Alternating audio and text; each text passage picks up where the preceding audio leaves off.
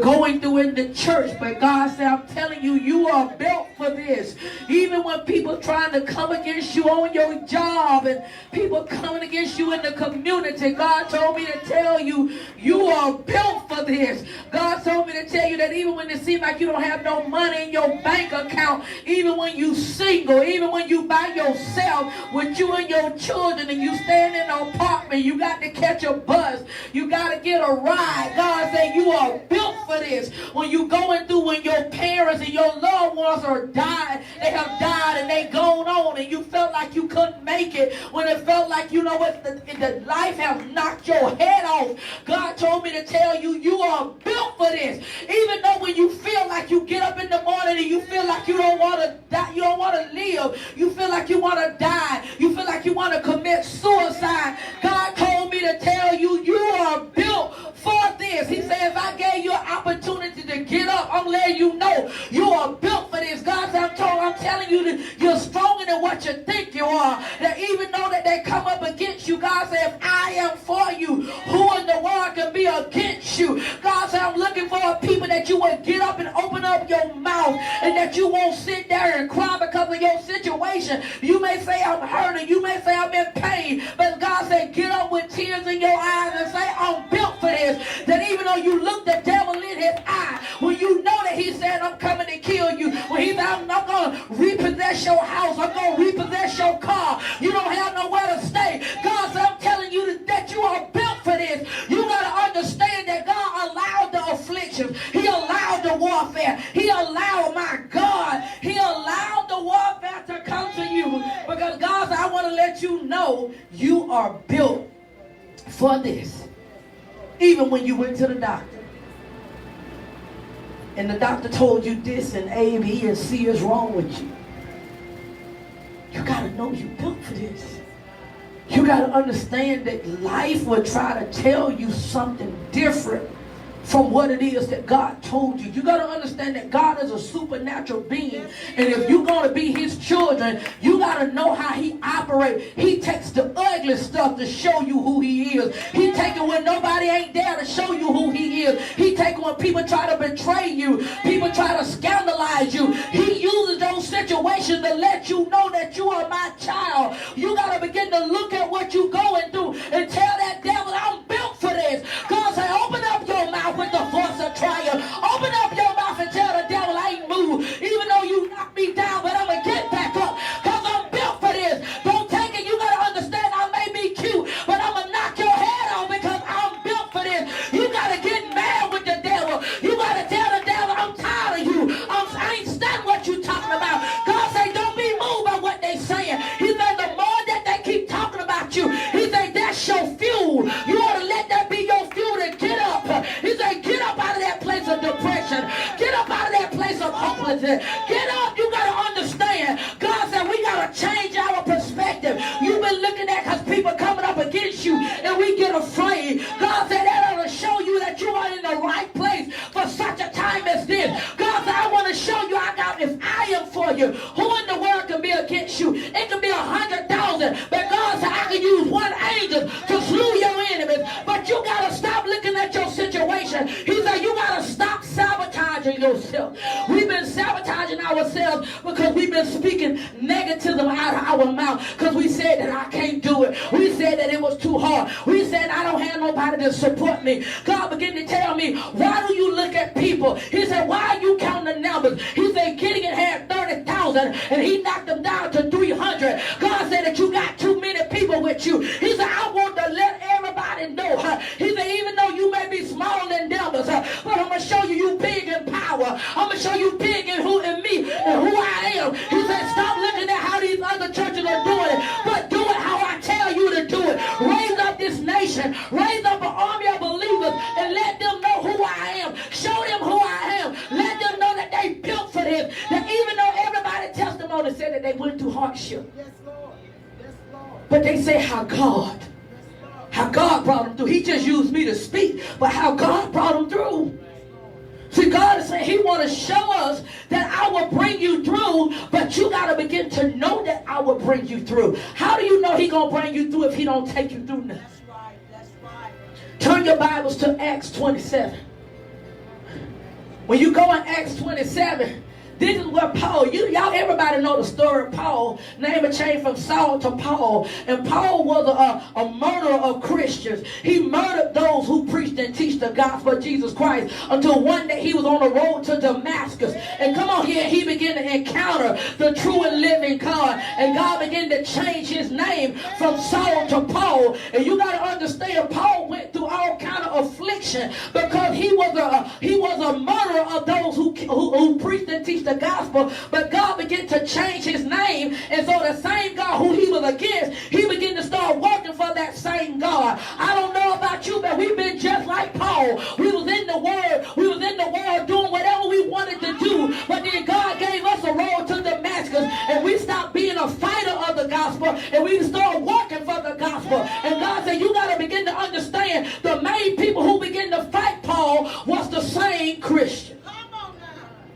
When you begin to look in the book of Acts, and you got to understand, it wasn't the Romans. It wasn't the Romans that was coming up against Paul. It was the other Jews. It was the other believers that was trying to stop him. And Paul had to go to court. And this is what I'm going to paraphrase it. As Paul had to go to court, he said, I'm not here because, he said, I didn't do anything wrong. And the people said, we can't put him in jail because he ain't did nothing wrong, but because his people don't like him. His people don't want him. His people don't like what he's saying. And we want to send him to somewhere else. And this is what Paul, they begin to put him on a boat. They put him in prison. Come on here. And he began to tell the centurion, he began to prophesy and tell them that this boat, this is bad weather. We can't go through this. I suggest to you that we going to shipwreck and we don't stop on this boat. We need to get and we need to park it. But they begin to tell Paul, no, we're going to go forward. What am I telling you? That you got to understand that we're in things called life.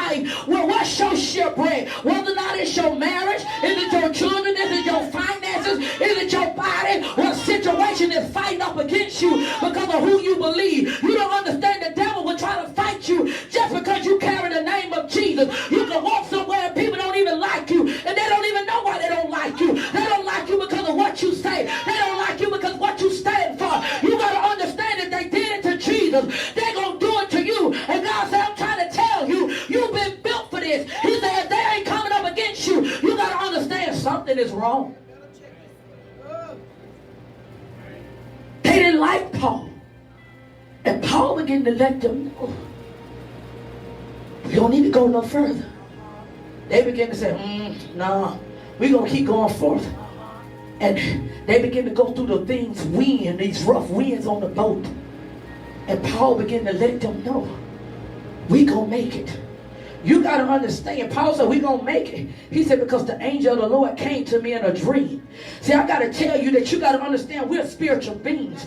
And you got dreams. God, he's a spirit and he talked to us in our dreams. Paul said, I had a dream and the angel came to me and told me that I got to go to court. And so in other words, even though we in a rough situation, even though it look like we going to die, he said, but we ain't going to die because God showed me I got to go to court. I got to see Caesar. What am I telling you? You got a promise from the Lord that you're going to be the next millionaire. You got a promise from the Lord that he's going to bless you with a house. You got a promise from the Lord that he's going to bless you with a car. You got a promise from the Lord that you're going to get married. Your family member's going to get saved. That you got a business. You got a promise from the Lord, but you got to stop looking at the ship. Yes, Lord. Yes, Lord. Yes, Lord. Because God said you was kept for it. So you got to know how to talk to the situation. And the Bible began to say they was on the boat for 14 days and they didn't eat. How in the world you going to survive the shipwreck? You got to turn down your plate. If you're going to be on the ship called life, if you're going to go through trials and tribulation, there comes a time you got to turn down your plate. You got to stop eating. Why do I got to stop eating? Because I got to hear what it is God is saying to me. I got to hear what it is he's trying to get to me. I got to begin to hear in the dream. I got to begin to hear in prayer. I got to begin to hear his voice. That's why they had to turn their plate down. And the Bible said that they was on the boat for 14 days. Paul began to tell them, on the 14th day, we haven't ate anything. God said, let's go ahead on and eat a little something. Because God said, you're going to need this food in your stomach because of what we're about to go through. So you got to understand, God will tell you to fast because the fast is going to prepare you about what you're going to go through. So you got to understand, sometimes you think that God is just going to stop it. God said, to let you know I'm anointing you so you can go through it. I'm anointing you to let you know when you won't lose your mind. I'm how you to go through this situation. Because I want you to know that if it ain't nobody, the only person who can do this but God. So you got to understand, you got to prepare your mind. See, the devil told us and religion told us that once you give your life to the Lord, everything is going to be well. Come on now, make it plain. People begin to get excited when they get called. Oh, God called me to be a prophet. Oh, God called me to be an evangelist. Oh, God called me to be an apostle. Not understanding. I remember T.D. Jakes was talking about that he said that he was getting excited. They told him that he was called to be a pastor. He said everybody was congratulating him. He said, but one old lady said, ooh. He said he began to look at her. Why is she calling me in a sour puss? That lady said, the many times you finna cry, the many times you finna go through, the many times you finna go without. You don't understand, it's gonna cost you something. It's gonna cost you something preaching this gospel. It's gonna cost you something where people gonna turn on you. People gonna betray you. People gonna lie on you. People gonna scandalize your name. People gonna make you wanna quit. But you gotta begin to tell the devil, I am built for this. Even when you got to preach to yourself, when you're the only one in the church, you know that God don't gave you a vision. God told you I'm going to give you a house. God told you I'm going to give you a car. You got to hold on to the vision, and you got to know how to prophesy and say I'm built for this. I tell people you got to stop being a prophetic junkie. Why do I say that? Because you come to the church and you look for a word, but if you don't get that word in you, what you going to do when you don't have no strength? What you going to do when you don't have no prophet around you? What you gonna do when you need prayer? But they ain't taught you how to pray. They ain't taught you how to say nothing. You gonna need that word on the inside of you. God said I'm looking for people. They know how to open up their powerful mouth. And they know how to speak my words. I'm looking for people that know how to pray. That know how to pray heaven down to earth. And they're not moved by what they see. Because they understand that they are built for this. Everybody tell me I'm tough, I'm tough, I'm tough. How tough are you? How tough are you? When you got 100 coming against you and you ain't got nothing but two. How tough are you? When you're going through in your marriage and it seems like all hell is coming against you. How tough are you? When your children are out there in the streets and you still got to preach. How tough are you?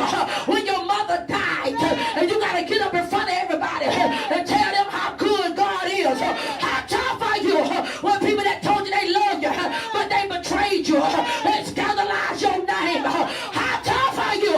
I wish I could do her. I can do what she do. I can wear her shoes. God, I don't think you understand this. When people look at you and say, you should be alive. People told me that we've been praying for you to die. We've been fasting for you to die. We don't understand how you ain't died yet. Because I'm built for this. Tell it. And understanding, it's a process. It's a life of sacrifice. Romans 12, 1 and 9. Present your bodies a living sacrifice.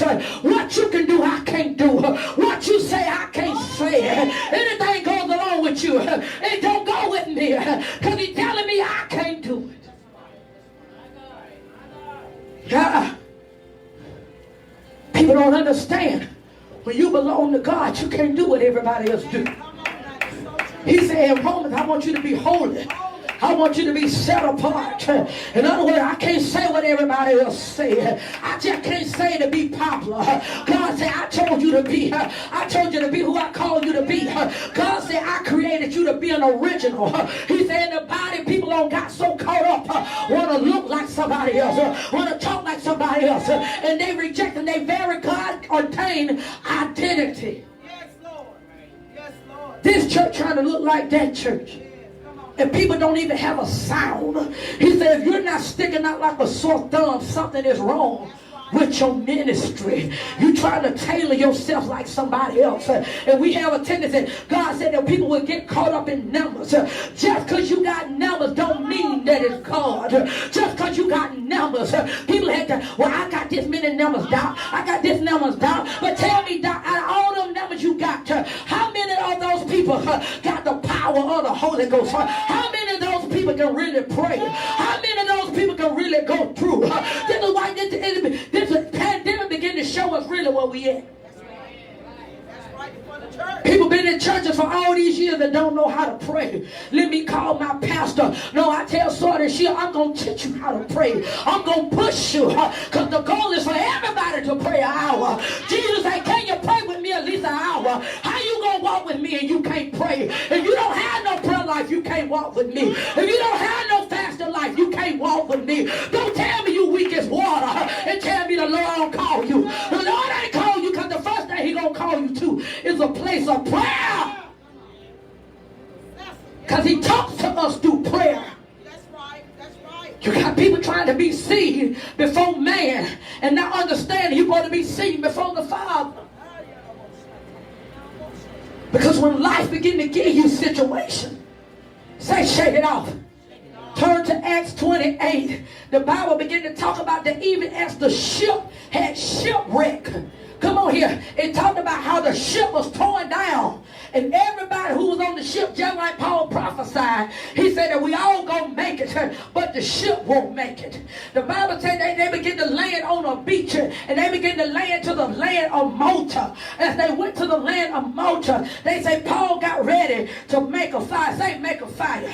As he began to make a fire, he said when he picked up a branch, it said a viper attacked itself to his hand. And said the people looked at him and say, he may have got through the storm. He may have got through the wind. He may have got through this shipwreck, but he getting ready to die now.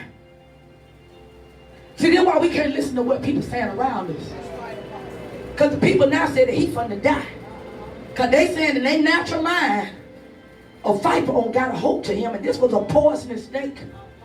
Everybody who bite the snake bite, dies. The Bible say that when the snake bit Paul, see, God told me to tell you, you big, you built for this. But he said, now shake it off.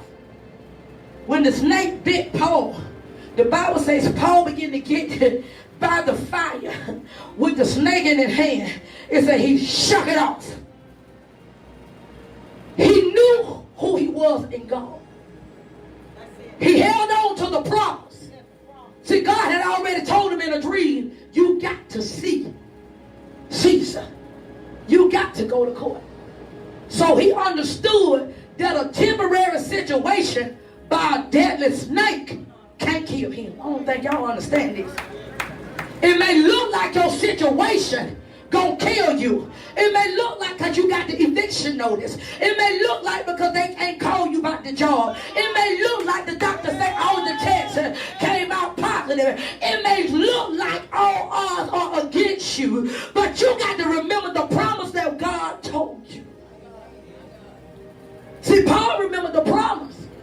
And he had to begin to tell the snake, I believe in the realm of the spirit. You can't kill me. You can't do nothing to me. Because I got to go to court. Apostle, what you tell me? I'm telling you, because they gave you the eviction notice. But you had a dream that God had worked it out. God needs for you to hold on to the dream and not be moved by what you see.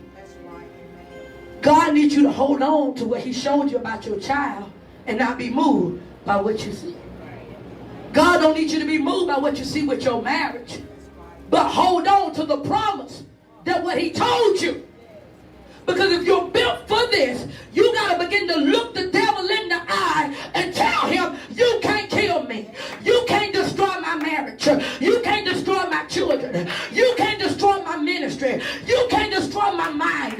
You can't have my life because I was built for this. Because when you open up your powerful mouth, all hell begin to recognize that it wasn't you that said it. That they will begin to recognize it was him that said it. People say, Apostle, how did you make it? I made it by talking to him and not being moved by what I see. I'm holding on to the promise that he gave me.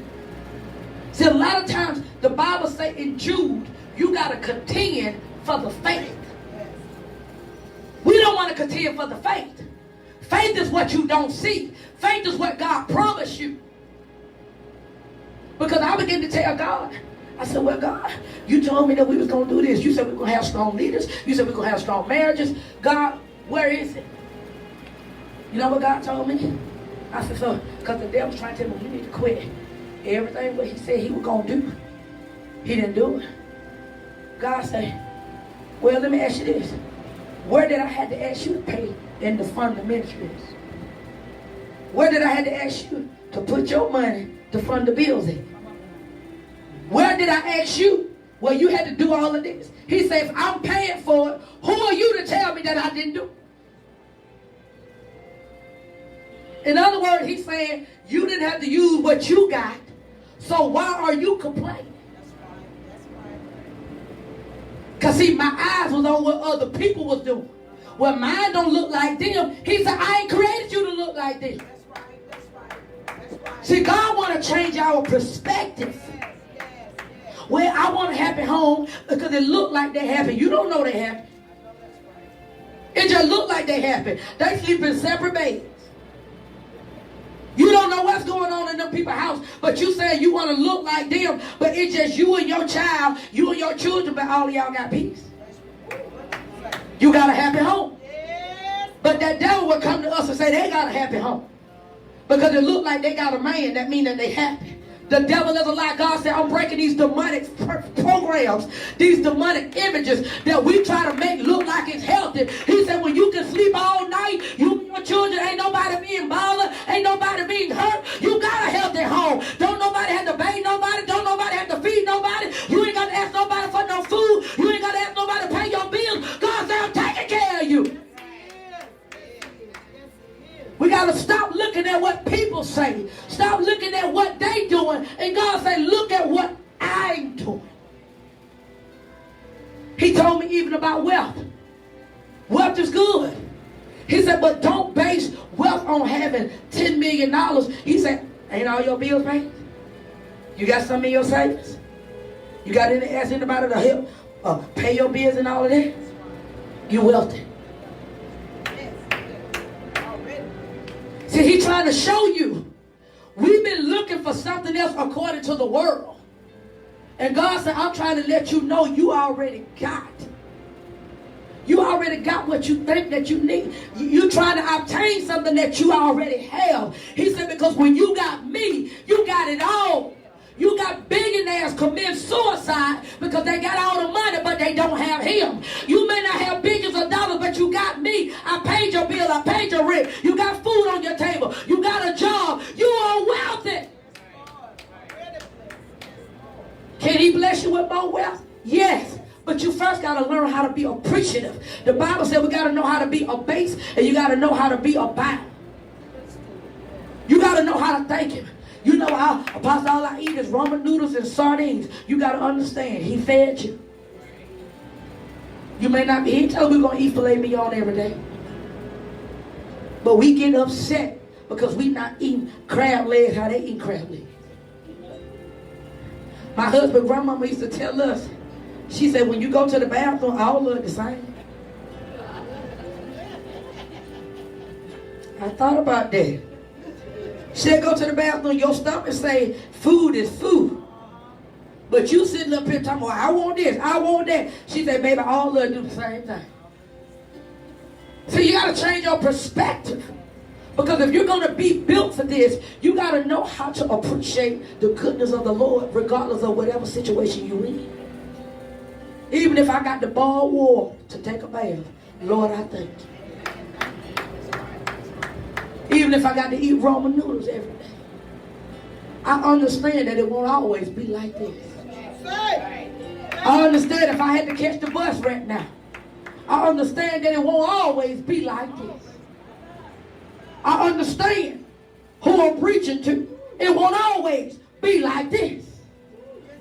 But one thing that I do understand, that I was built for this. Because what I see does not dictate to who I am in him. I'm who he called me to be. We got to get our eyes off this worldly system and put your eyes on the kingdom. Because when you begin to do a study with who Jesus was, you got to understand Jesus wore shoes just like how we wore shoes. Jesus wore clothes just like how we wore clothes. Jesus had to work as a carpenter just like how you had to work. But we get it twisted and we get commercialized. Well, that pastor don't have to work. They don't do this. They don't do that. You got to understand we have got modernized in this thing called Jesus. Because if Jesus was here in the natural, he wouldn't be at some of our churches. Because in some of our churches, it's all about what we got. You ain't got all this money. You ain't suited up. You ain't looking fabulous and all of this. They don't want you in their church. I got to see how much you make. How much you make. Because I want to make sure you're going to pay your time. How much you... No.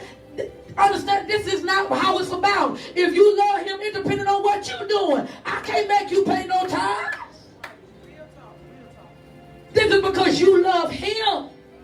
It ain't got nothing to do with me. Because if I'm telling you I got to see your tithes, if I'm telling you what you got to pay, it's me that's making you do it. Not you doing it because you want to do it. You got to understand that when you got God, your situations, you got to understand that they are subject to change. But they're not subject to change if you don't believe it.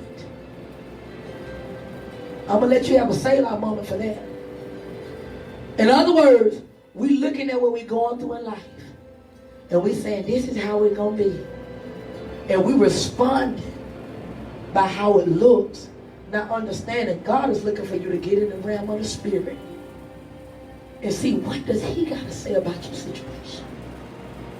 Do you not know God will allow certain situations to get you where you need to be at? Do you not know God showed himself through what you're going through? You find him by your warfare. You find him by your going through. Oh, I just can't. Everything lovely with me. Everything fine with me. I don't never go through. I'm scared of you. You don't go through anything? You don't have to fight anybody? I'm scared of your life. You know why? That's telling me you're not a threat. Because when you're a threat to the enemy, he gonna send all kind of mess your way. He gonna send all kind of warfare to your life. He gonna try to destroy you because of who you are and what you say. Do you not know they wanted to kill Jesus because Jesus began to preach differently from how they preached? Read your Bible. You know what they talk about when Jesus kicked the table down? He kicked the table down because they was ripping people off in the church. They were selling stuff at high prices in the church. And he began to say, you just a den of thieves. And he began to start breaking up stuff. He said, because how dare you do this to my people? And the Bible say the Pharisees and the Sadducees say they plotted to kill him because they did not like what he was saying. What am I saying? We thinking everybody gonna like us. You thinking everybody gonna love you. Everybody ain't gonna love you. If everybody love you, you on the wrong side of the table. So when I go to church, I understand that every believer, every person who professes Christianity ain't gonna love me. I understand that everybody ain't called to this ministry. I understand that. And you got to understand everybody ain't called to your ministry. All the hell you go through, you got to understand it's proving you. It's designed to prove you to be who you say you are. See, nowadays, everybody's saying they're a Christian. Your fruit gonna prove who you are. That's right. That's right. You going through, you gonna still keep praying. You going through, you still gonna keep reading. You going through, you still gonna keep fasting and praying. You going through, you still got a praise in your mouth. You going through, you still gonna be showing the love of God. But when our character change, you got to begin to check your salvation.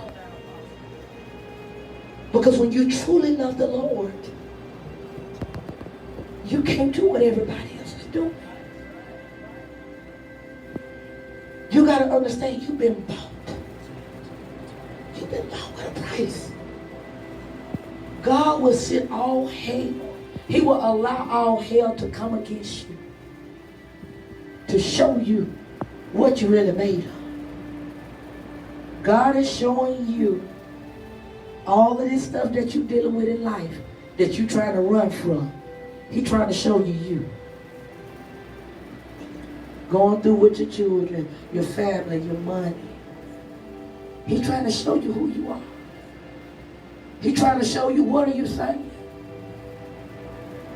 Because we were getting to have Bible study Thursday. And the Bible said that when Jesus was at the Garden of Gethsemane, that place of Gethsemane means a place of the skull. You know what that means? Mental warfare. Because he began to feel the pressure of the world that was on his shoulder. And he had all kind of warfare in his mind. That's an indication when God has called you to do something, you're going to deal with the warfare in your mind.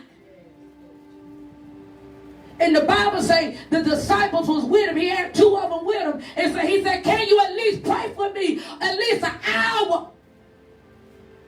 Because my flesh don't want to do this. I want to quit. I'm tired. Can you at least pray with me an hour? And the Bible said he found them asleep. It said Jesus went back to a place of prayer. Second time. God, this cup, I really don't want to drink it. This is too much. Hear me. He know he came here to die. He knew what his assignment was. But in his flesh, he began to say, I don't want to do this. And when he went to the people who was with him, the Bible said they was asleep. The Bible said he went back a third time to a place of prayer. What am I trying to show you? You calling your friend instead of going back to a place of prayer. You got to go back to a place of prayer because he got to prepare your mind that you got to go through what you're going through. You got to go through the divorce. You got to go through the separation. You got to go through what's going on in your life. You got to go through with the death of a loved one. You got to go through the death or have the eviction notice. You got to go through this. But there's one thing you got to know with God. He's a restorer. Whatever you lost, God say 9 represent birthing, 9 represents gestation, 9 represents divine, come on here, divine completion. He said, so whatever that you lost, apostle, come here. He said, I'm going to bless you back with double. He said, those that want to kill you, he said, I'm going to restore your family right before their faces.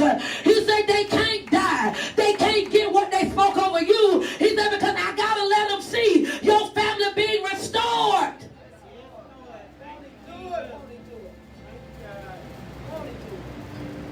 He got to let them live. Y'all don't think that people would try to mess with your children to get at you? Preaching this gospel here. People would try to tap your marriage to mess with you.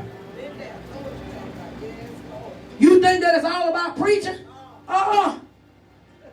They would try to destroy your life to get at you. The reason why you got to prepare your children, because the demons understand who your children are. You heard them say at 4 and 5 years old, I taught them how to pray. You know why? Because it's been prophesied to me that she's going to be double of what I am. You got to understand that you got to put the word in them so that they can stand. Yes, Lord. Yes, Lord. Yes, Lord. I can't be moved by what I see. I can't be moved by what it looked like. I can't be moved by what the doctor said even about my son, what the teacher said about my son. I begin to say they've been bought with a price. God, you told me who they are. You told me what you're going to use them to do. It's your job as a parent to pray for your children. Yes, Lord. Yes, Lord. Yes, Lord. Yes, Lord. You got to prophesy out their life. I pray over my children's spouses. I pray for their spouses. I've been praying for their spouses ever since they were 3 and 4 years old. Praying that their spouses work with them in ministry. Praying that their spouses are operate with them. You got to understand. You got to war with your words. their life look like. That's right. I don't care what it seems like. I tell the devil, I don't care what I see. That's right. But that ain't what God told me. That's right. That ain't. You gotta, see, we've been so caught up in the smoke screen. That's why God said you got to be moved. Tell the devil, no, you lie. I ain't finna agree with what I see. I ain't finna agree what's in the household. Do I get in the flesh sometime and agree with it? Yes. But that's when I had to go into a place of prayer and say, God, forgive me. I took my eyes off of you. I took my eyes off of what you said, but I go back to the promise. I go back to what you promised, because you said in your word, the promises of the Lord are yes, and they are amen. You said that everything is going down but your word, and I speak that word. You said when you raise up a child in the way of he or she shall go, that when they get old, that it would not depart from them. I said, God, what I put into them, bring that word back to their remembrance. Call that word to talk to them. Cause that word to convict them. Cause that word to deal with them. Cause that word to make them change. That you I call forth the prophet to the chamber. I call forth the pastor to the house. I call them into their rightful place. I ain't care what they look like. I call them to be who they. Y'all don't understand me. My son was 5 years old, and the teacher began to ask them, who you gonna be when you grow up? He said, I'm gonna be a pastor. Lately, she was a little girl. I'm teaching her how to pray. I said, you the prophet. God said, you the prophets. The power that will manifest on her life, it operates totally different from my life. Come on here. But the enemy want to come and make her think it's something out there to try to make in other words, to try to change the words that I spoke. But you got to understand, I understand what my words got more weight, even though it looked like the enemy got more weight. Parents, you got weight over them. I don't care if they grown. You the one, if you got power to name his name David, what make you think you ain't got power to shift? Come on here. You better know who you are. Call the children to the chamber. Call them to be who God called them to be. You gave them that name. If you gave them that name, you begin to prophesy. I cancel out everything that's trying to operate. This ain't what that name brings. See, we've been agreeing to stuff. We've been agreeing. Ladies, stop agreeing. I'm single. No, what it is, I'm unmarried. I'm unmarried for right now to a human being, but I am married to him, because the devil will try to give you another identity, to try to make you think you're single out by yourself, to make you think you handle this by yourself. But Jesus said, I'll begin to make a way. Keisha began to say that he began to give me a car. He began to give me a house. He show you I know how to take care of you like a married man. I'm showing you this what a real man do. A real man will give you a house. A real man will give you a car. A real man will take care of you. A real man will prophesy over you. A real man, that's what he do. So therefore, if a real man don't do that, you got the wrong man. What you say? Well, Apostle said, is he the right one? All you got to do is look at what he do. What you say? You got to speak that, apostle. You begin to go out on a date. You stand on the opposite side. He already in the car. He got to, what's wrong with you? I'm waiting on you to come get me. I'm waiting on you to open up the door. So you got to understand, if you're going to be a lady, you got to act like a lady. So we get it messed up. Yeah, a man want a freak at home. A husband want a freak, not a man. A man want a freak because he don't want to marry you. Wait till he put the ring on your finger. That's when you can be the freak. We trying to be a freak to somebody who don't want to be a husband. I'm not going to be no freak to you and you're a man. I can wear the hot pants with my husband. I can look like a hooker before my husband. I'm not going to look like this until no man. Because if you're a man, that tells me you don't know how to be no husband. Come on, ladies. I was listening to a man. He said women don't understand. He said when a man come with you, he said when a man will stay with you, he said women don't understand men. He said when a woman asks a man, come live with me, you thinking he wants you to be with him. You thinking he looking at you like married material. He said, but to that man, he looking at you for a place to stay. He looking at you to take care of him. When you having sex, and you think it's okay to have a baby, you thinking that he want to start a family, the man said he just want to relieve himself. Ladies, we got to get this together now. Now, if you go, no. Before we talk about going there, are you going to put a ring on it? Because if you ain't going to put no ring on it, then let me know I need to let you go. Stop allowing the man operate as if he's a husband when he's showing you he ain't no husband. Can a man can he learn how to be a husband? Yes. But I want to know who you're going to. You talk to the pastor? You got some deacons? You talk to somebody that's going to show you how to be a man? How come you listen to these people and they ain't showing you no credentials how to be a man? On the flip side, I got to know how to be around a wife if I'm going to be a wife.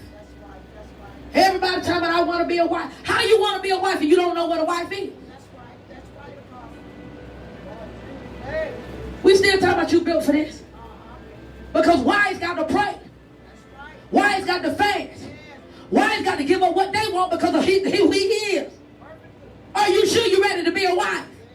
A wife got to build this man up. A wife got to tell him, oh, baby, you can do it. We can do it. Regardless of what it look like, baby. Even though it look like you driving in this metro. But, baby, it ain't going to always be like this. We gonna get the navigator. We going to get this. A real wife know how to push. Stop trying to push the man. He ain't told you he wanted to be no husband. But us women, we trying to dress him up like your husband. We trying to get him a haircut. Babe, I got you. I'm going to get your haircut like a husband. Babe, I'm going to take you shopping like a husband. And he right here smiling looking at another woman. And you don't fix that joker up. No, you fix up the husband, not fix up a man. Hold back. But God say, boy, put up some boundaries. I ain't going to be the one doing all the buying. You asked me out on a date, you saying that you got to take. And we ain't talking about going to the Crystal. We ain't talking about going to the McDonald's. No, take me to Fago Chayo. Take me to the $50 plate place. And say, baby, whatever you want, I got it. Come on here. He should be giving you roses. He should be telling you how beautiful you are. He should make you a better person. If he's not making you a better person, let go the man and wait on the husband. Men, you sitting up here, got this woman up here, got the driving like a house. She want to show everybody the goody. And you thinking she gonna just turn into a wife. She can't turn into nothing she ain't. This lady over here, God done told you she your wife. Oh, but she the wrong color. Oh, her butt ain't big enough. Can I be honest with you? Come on here. They got some pads we could put and make some bigger butt. They got some bras you can make some bigger breasts. Come on here. You can fix it up if you don't like what she got. Stop looking at all this flesh and get with the person that you know you need. Sitting up here looking at these folks like you going to look like a stripper. Come on here. They look like I don't want nobody that everybody can see everything. I don't have to imagine. I can see your nipples. I can see your G-string. I can tell you what color your panties is. I don't want, if I was a man, I wouldn't want to marry nobody like that. God said we got to go back to morals. Morals. Women, we got to put up the standard. Every wedding that I went to, I don't see no men trying to catch the bouquet. And I began to ask one man, I said, I ain't trying to be funny. But why you ain't going now? He said, my girl do it all night, so why would I need to get married for?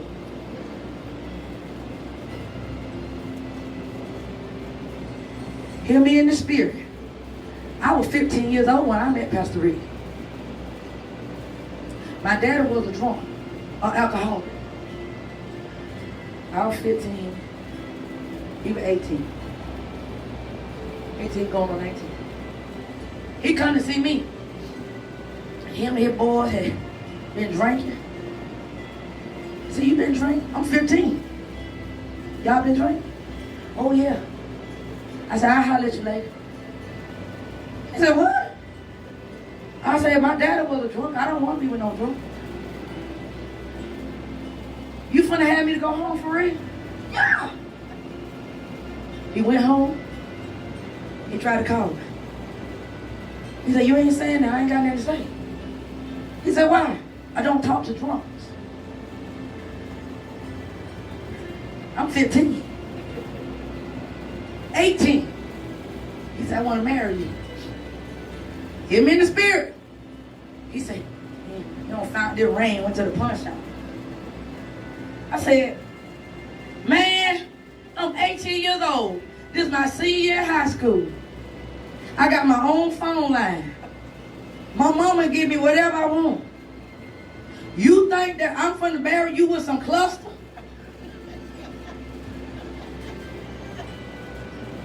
I said, You gonna have to go a little deeper to show me that I'm a pride. He said, okay, well, when I get off of work and I get my chicken, we're gonna find you a ring. We went out to JCPenney's. I think the ring cost like $1,800, a little bit of cash. I said, but I'm a diamond. I might not have to get no big diamond right now. But I need you to I need you to know that I'm a diamond. He said, you know how much I'm going to have to pay on this every month? You just told me you want me to leave my mama's house to stay with you. If I got to stay with you, you're going to give me some kind of little twinkle. I say, now, after 10 years passed by, now you're going to have to give me something else. 10 years later, I got this. We was out to Sam's Saturday. So we've been separated for a year. And so we got back together. I said, for this anniversary, I want another ring. This has been 26 years. Oh, we ain't going back into all of that. I said, man, I had this ring for 10 years. It's time to let this go. And I need to move on to something else, get it to LA. It's time for me another ring. Upgrade. What am I telling you? Has it always been easy? No. But guess what? I was built for this. What man tried to destroy, God brought back together. Amen. Can I tell you, it's better than it was before. Come on here. Especially these children grown. Whoa. We go out there, we ride bicycle. I ain't got to be talking about what we going to do with them, what we going to say. Let them jokers go on. We going to eat ice cream. We go eat ice cream down the downtown 2 or 3 times a week. Every time y'all go somewhere, y'all go out there. Right, y'all grown. What am I saying? You want to be somebody who going to go in with the long haul with you. Even when it get ugly. But no, you've been built for this. Come on, tell the devil I'm not. Come on, tell the devil I'm married to him. I'm married to him.